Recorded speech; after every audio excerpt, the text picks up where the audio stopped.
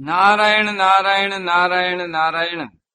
श्रीमद् भागवत तृतीय स्कंद अथ तृतीयोध्याय। तीसरा अध्याय। भगवान के अन्य लीला चरित्रों का वर्णन। उद्धव जी कहते हैं, इसके बाद श्री कृष्ण अपने माता पिता देवकी वसुदेव को सुख पहुंचाने की इच्छा से बलदेव जी के साथ मथुरा पधारे और उन्होंने शत्रु समुदाय के स्वामी कंस को ऊंचे सिंहासन से नीचे पटक कर तथा उसके प्राण लेकर उसकी लाश को बड़े जोर से पृथ्वी पर घसीटा। सांदीपनि मुनि के द्वारा एक बार उच्चारण किए हुए सांगो पांग वेद का अध्ययन करके दक्षिणा स्वरूप उनके मरे हुए पुत्र को पंचजन नामक राक्षस के पेट से यमपुरी से लाकर दे दिया।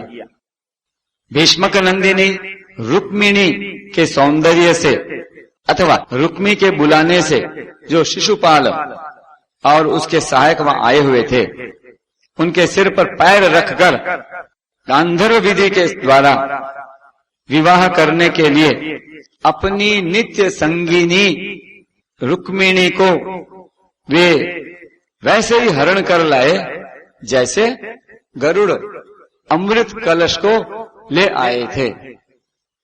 स्वयंवर में 7 बिना नथे हुए बैलों को नाथ कर नाग्न जीती ये सत्या से विवाह किया।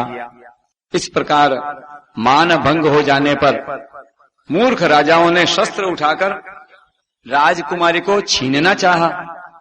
तब भगवान श्री कृष्ण ने स्वयं बिना घायल हुए अपने शस्त्रों से उन्हें मार डाला। भगवान विषयी पुरुषों की सी लीला करते हुए अपनी प्राण प्रिया सत्यभामा को प्रसन्न करने की इच्छा से उनके लिए स्वर्ग से कल्प वृक्ष उखाड़ लाए। उस समय इंद्र ने क्रोध से अंधे होकर अपने सैनिकों सहित उन पर आक्रमण कर दिया। क्यों कि वह निश्चय ही अपनी स्त्रियों का क्रीड़ा मृग बना हुआ है। अपने विशाल डील डौल से आकाश को भी ढक देने वाले अपने पुत्र भौमासुर को भगवान के हाथ से मरा हुआ देखकर पृथ्वी ने जब उनसे प्रार्थना की, तब उन्होंने भौमासुर के पुत्र भगदत्त को उसका बचा हुआ राज्य देकर उसके अंतःपुर में प्रवेश किया। वहां भौमासुर द्वारा हरकर लाई हुई बहुत सी राजकन्याएं थीं। वे दीन बंधु श्री कृष्णचंद्र को देखते ही खड़ी हो गईं और सब ने महान हर्ष, लज्जा एवं प्रेम पूर्ण चितवन से तत्काल ही भगवान को पति रूप में वर्ण कर लिया।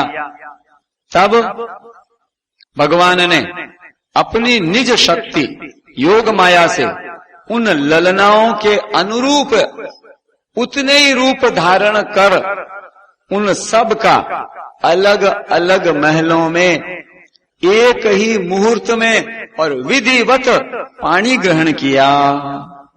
बोलिए भक्तवत्सल भगवान की जय।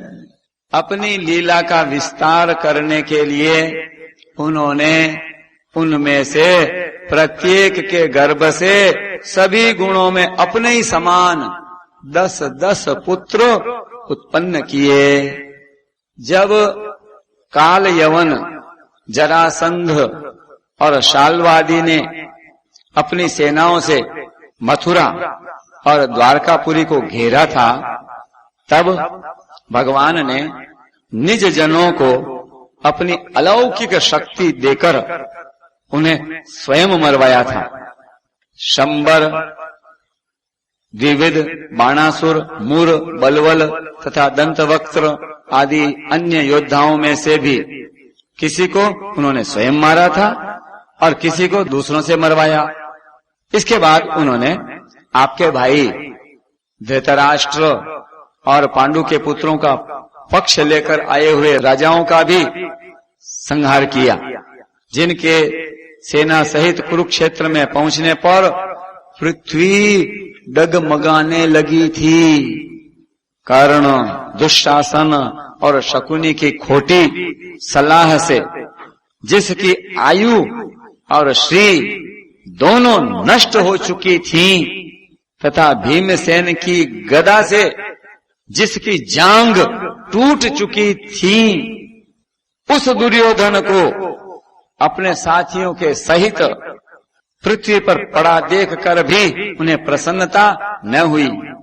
वे सोचने लगे, यदि द्रोण, भीष्म, अर्जुन और भीमसेन के द्वारा इस 18 अक्षौहिणी सेना का विपुल संहार हो भी गया तो इससे पृथ्वी का कितना भार हल्का हुआ। अभी तो मेरे अंश रूप ये प्रद्युम्न आदि के बल से बढ़े हुए यादवों का दुस्सह दल बना ही हुआ है। जब ये मधुपान से मतवाले हो लाल लाल आंखें करके आपस में लड़ने लगेंगे, तब उससे ही इनका नाश होगा। इसके सिवाय और कोई उपाय नहीं है। असल में मेरे संकल्प करने पर ये स्वयं ही अंतर्धान हो जाएंगे। यूं सोचकर भगवान ने युधिष्ठिर को अपनी पैतृक राज गद्दी पर बैठाया और अपने सभी सगे संबंधियों को सत्पुरुषों का मार्ग दिखाकर आनंदित किया। उत्तरा के उदर में जो अभिमन्यु ने पुरुवंश का बीज स्थापित किया था, वह भी अश्वत्थामा के ब्रह्मास्त्र से नष्ट सा हो चुका था, किंतु भगवान ने उसे बचा लिया। उन्होंने धर्मराज युधिष्ठिर से 3 अश्वमेध यज्ञ करवाए और वे भी श्री कृष्ण के अनुगामी होकर अपने छोटे भाइयों की सहायता से पृथ्वी की रक्षा करते हुए बड़े आनंद से रहने लगे। विश्वात्मा श्री भगवान ने भी द्वारकापुरी में रहकर लोक और वेद की मर्यादा का पालन करते हुए सब प्रकार के भोग भोगे, किंतु सांख्य योग की स्थापना करने के लिए उनमें कभी आसक्त नहीं हुए।